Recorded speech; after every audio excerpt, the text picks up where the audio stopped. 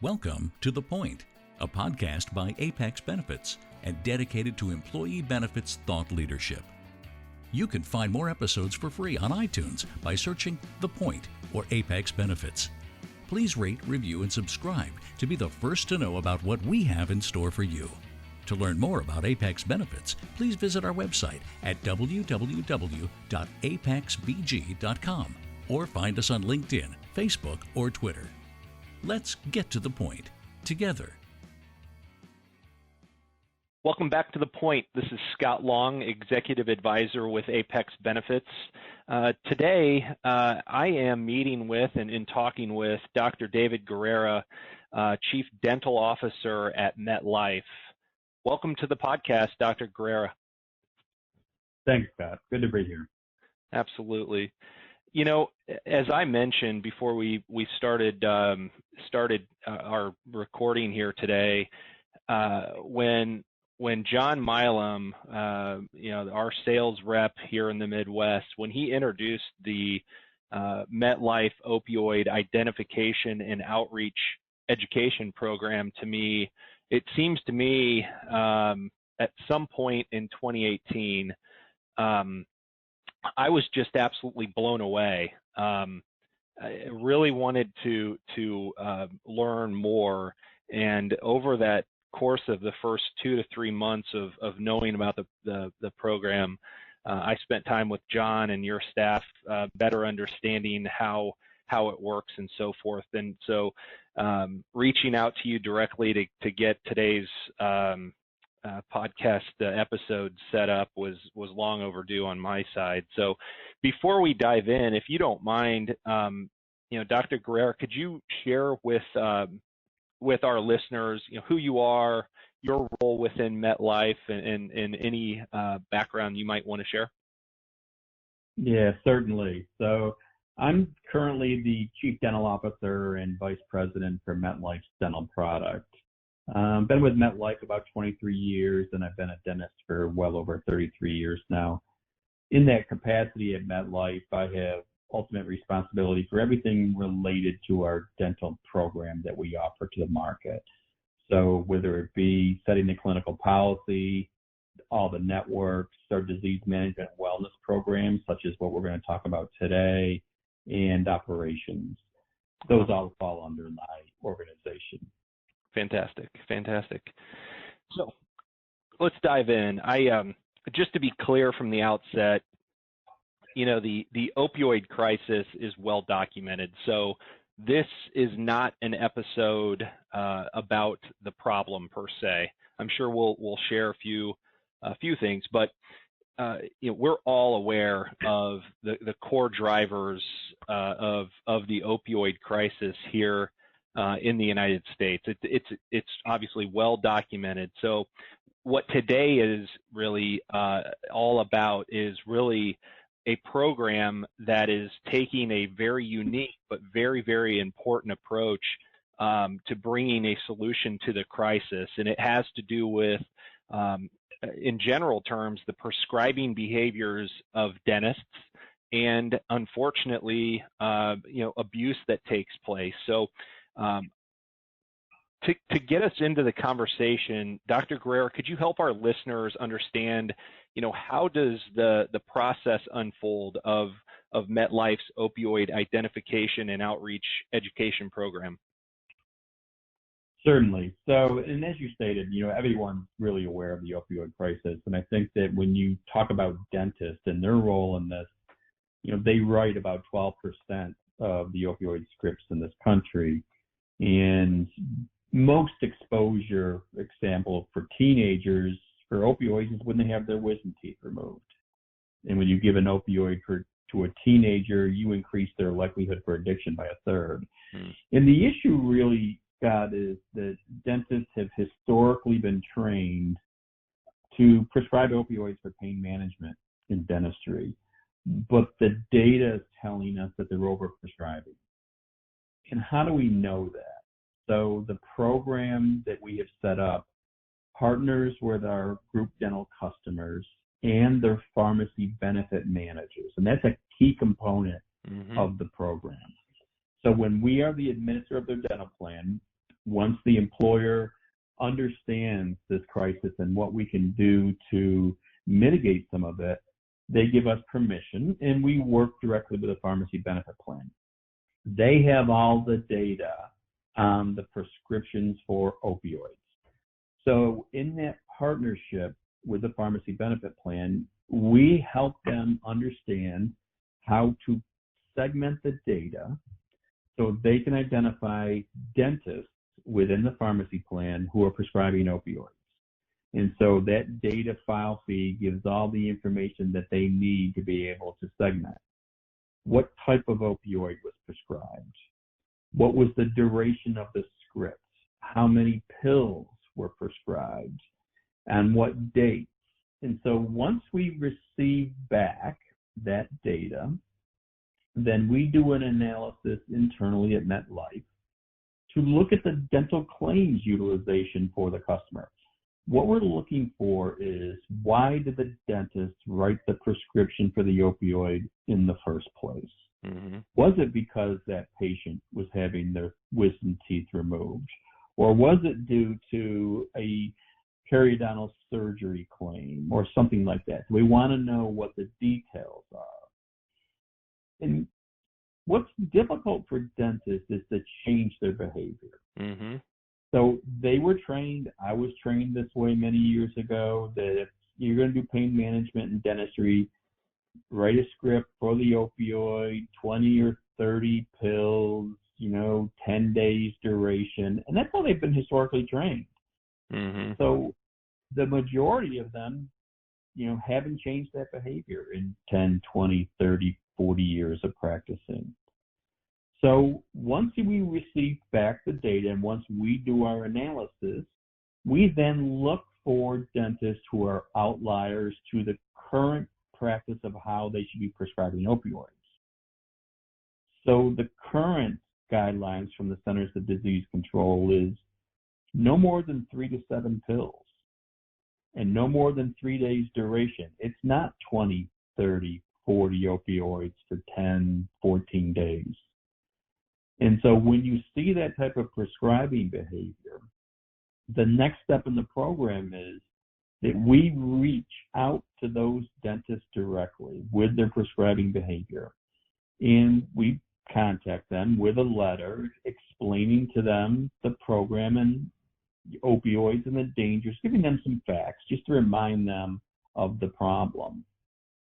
What's interesting is that in dentistry, it's almost completely unnecessary to ever prescribe an opioid. Mm.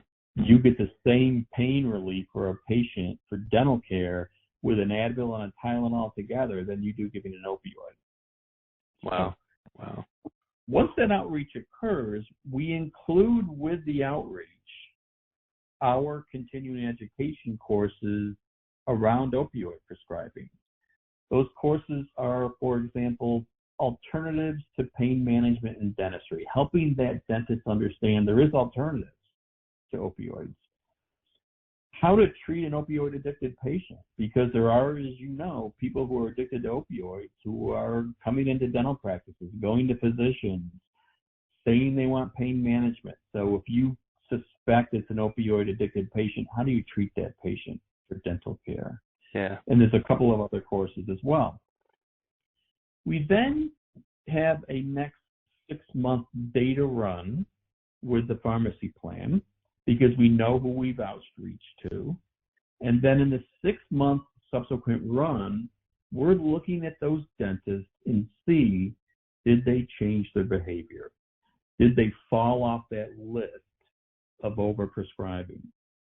And then we also, of course, are looking for new dentists. Are there new dentists who came on the pharmacy plan list for overprescribing? Yeah, it sounds like the CE courses, the letter, the intervention really is the teeth, but I think that monitoring piece over time. So you're not just reviewing the impact 6 months in, you're trying to filter through and pick up on new dental, prescribing behaviors. I think it's really interesting. So the the facts, the statistics, of course, are the how and the what, but you're really trying to get into the why. Why is the prescribing behavior the reason it is? So I think it's fascinating that it really does boil back to behavior change of the staff, the dentists themselves. Since the program launched, how has the dental community responded, particularly dentists? Yeah, it's been a wonderful response. The primary response back we receive when dentists contact us is twofold. As I said earlier, I didn't know I was part of the problem. I was trained this way. I have to admit, in hindsight, looking back now, I shouldn't be doing what I'm doing. And a lot of them appreciated the outreach. They really did. They really appreciated the educational component of it. It wasn't just someone saying, hey, you're an outlier. It's someone saying, hey, we can help you change your behavior. Here's some education. Here's education that'll help you. And so I think that was a real eye-opener for us that, dentists aren't doing this on purpose, of course. They think it's somebody else, the physicians overprescribing. It's these people for chronic pain management that are getting addicted. But dentists are the problem. And when we talk with them, 100 million pills, opioid pills, will get prescribed by dentists and go unused. And so they're hanging around the household, you've got other family members, things like that. So the outreach has been very positive. The other thing that we were pretty sure was going to happen was, if you're getting a notification like that, even though it's not accusatory, we're not pointing the finger, you're just getting this notification with this education material, they know why they're getting it. They know there must be a reason I'm getting this. And so that type of reinforcement, I think, has resulted in, which we're going to talk about in a couple minutes here, the actual phenomenal results and change we're seeing. Yeah, that's... Go ahead. Yeah. Go ahead. I was going to say that the other interesting thing is that you see, because of the size of the program, you see the same dentists will show up, of course, on multiple employers' pharmacy plan lists. Yeah, so you're not just you're addressing it at the root cause, but the impact is massive. It's not just one plan sponsor that benefits. I think everyone involved, all players are benefiting. Yeah, so on the other side, how have you seen pharmacy benefit managers respond? Exceptional. I have to really give them, kudos, because you think about this, for lack of a better term, you're kind of having someone who's kind of looking at you or maybe invading your Sure. space a little bit, but they have been overwhelmingly cooperative, positive, great partnership. The large PBMs of the world, they, of course, when you talk with them, they want to do what's right too. And so there's actually been no conflict. There's been no lack of partnership with them. And in fact, many of them are very interested in saying, hey, what did you find? What were the results? What else can we do to help? Because, dentistry, it's different. It's not like medicine. It's a smaller part. So they want to make sure what they're doing. The other thing that's been a really ancillary benefit to the program is we go back to the employer, of course, and report to them in a HIPAA compliant way. Here's what your results were pre-outreach, and here's the results post-outreach. And by the way, your pharmacy plan's been great to work with. Let's the three of us work together to make sure if you're going to put proper controls in your pharmacy plan, here's what they're recommending along with what we're recommending. And many of these employers have gone back and said, okay, let's put some controls on the distribution of opioids in our pharmacy plan. And that's been very positive as well. Yeah, it's really interesting. As I recall, the program launched in sometime in 2018. So I want to hear about results, in terms of key performance indicators that MetLife is tracking. So help us help our listeners understand what are those key performance indicators that MetLife's tracking. What impact are you having from a direct impact? Certainly, and that's where when you start to look at actuals and results and what we track, it really shows the value of the program.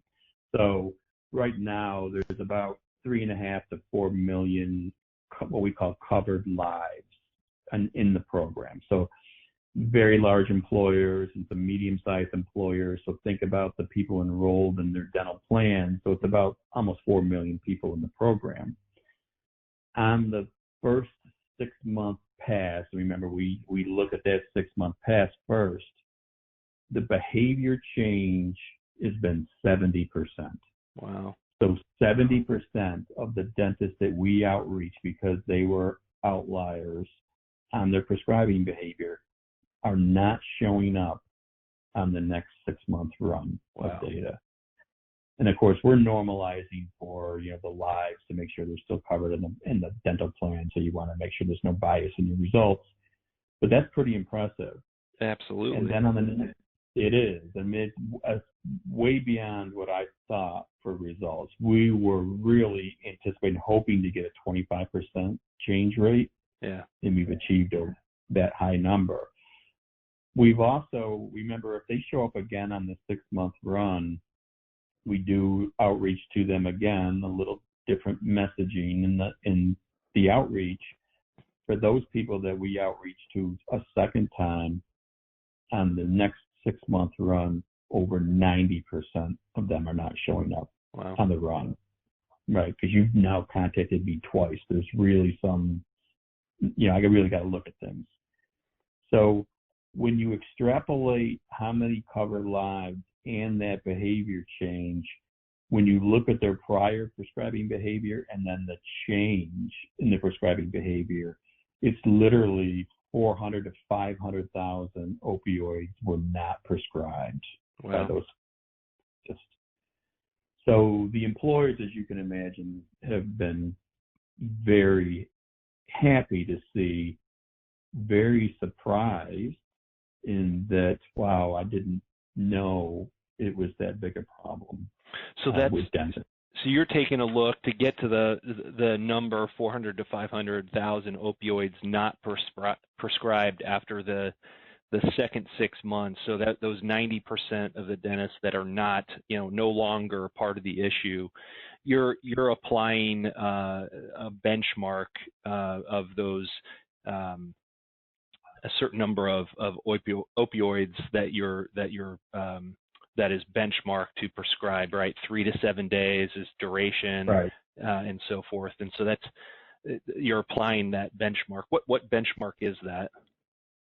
Yeah, we do. So we look at the guidelines of 3 to 7. So we start our segmentation outreach at about 20. So the first tranche of dentists we look at, they're prescribing 20 pills or more. Okay. And then the second tranche we look at is dentists prescribing 10 opioids or more. That's pretty tight. So that's it is, and because we really wanted to see across the spectrum of the prescribing behaviors, did you get different behaviors based upon the number of opioids being prescribed? And it was remarkably consistent on when they were over those thresholds, if they were contacted, they changed their behavior. That's incredible. The other interesting thing about this, Scott, is when you think about it, is that these are for the actual prescribing behaviors where we have the data. And I remember a dentist is seeing patients for a whole lot of other employers, and they're seeing non-insurance patients. So that would tell you that they're changing their behavior for all the patients. Yeah, you've got to think that the commercial payer, that behavior change, 90% within the context of commercial payer, you've got to think that behavior change is also going to have a positive rippling effect towards Medicare and non-insurance cash payers as well. So it's tremendous market leadership is the bottom line. So Dr. Guarrera, as you think about the program, growing and continuing to have an impact, what does success for the program look like 5, 10 years out?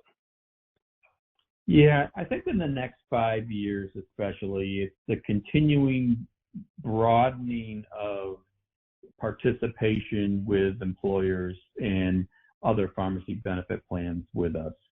And then I think it's also starting to look at how do you take the results you've garnered and what do you look at for next generation? How do you then put together a more comprehensive education package for dentists to start to think about what are the alternatives and how can I help them with alternatives to that type of prescribing behavior, and really put that into a fuller blown program that you get your participation more active on the dentist part. Instead of us having to go out and contact the dentist, getting active participation from them proactively together for this to solve this problem. Because there are alternatives, and the pharmacy industry, of course, is very attuned to this, and they're coming up with alternative medicines to use for pain control for dentistry as well. So I think that's a big shift, awareness and then proactiveness by those providers. I also feel that because this is an all boats rise type of program where everybody benefits from it, then how do you get more of consumer awareness, right? So we thought it was very important to start to change dentist behavior, but then how do we help the participants in the dental plans become more aware of these alternatives? Because the general consumer knows, yeah, opioids, it's a problem, but what are my alternatives? Right. And I think that's another next step in the program. Yeah, it's really interesting because we've talked about the key players, but then you've got that patient or the plan member as well to consider. So it'll be interesting to see how that plays out 3, 6, 7, 10 years down the road within the program. I just really appreciate Dr. Guarrera, you coming on to the point today. It's tremendous market leadership. I'm not seeing any other carrier that's taking this type of approach, from the dental plan and dentist community and tying back the pharmacy benefit manager as well. And so I really appreciate you spending time so that our listeners have a good, solid foundational understanding of the program. So we'll have to get back together maybe end of 2020, beginning of 2021 to connect again. Yeah, thanks, Scott. And I really appreciate the time with you today and having a voice and making this program aware. Absolutely. Have a great rest of your day. All right. Thanks again. You can find more episodes for free on iTunes by searching The Point or Apex Benefits. Please rate, review, and subscribe to be the first to know about what we have in store for you. To learn more about Apex Benefits, please visit our website at www.apexbg.com or find us on LinkedIn, Facebook, or Twitter. Let's get to the point together.